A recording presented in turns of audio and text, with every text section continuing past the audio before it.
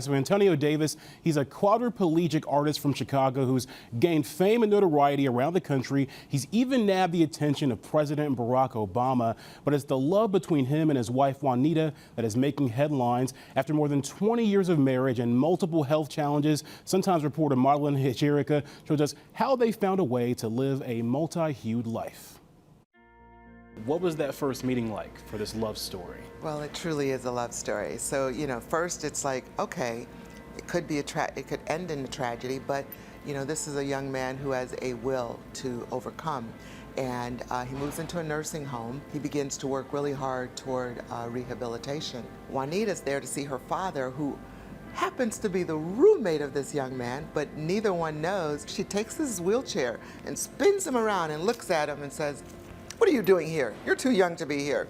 It's like all of a sudden the stars align. In that one moment, he looks at her and he goes, "I live here." She says, "You're too young to live here. We got to get you out of here."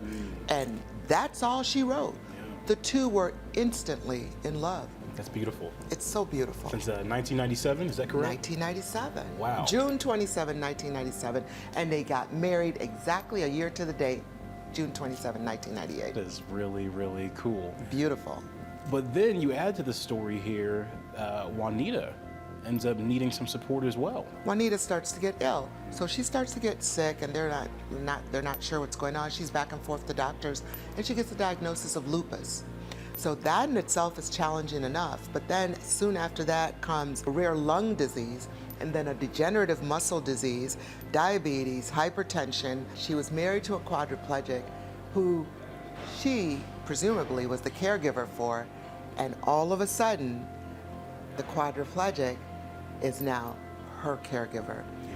But neither one blinks an eye. Their love is just that strong. What drew you to want to tell this story? We want to give our readers one little positive slice of life. And we definitely want to make sure that we give a positive slice of life reflecting Black and brown communities, because so much of what's covered, the negativity, is in Black and brown communities because they are the ones that are struggling in this city of Chicago. So because that's my mission, I'm always looking for those stories. When people pick this up, what do you hope they take away from it?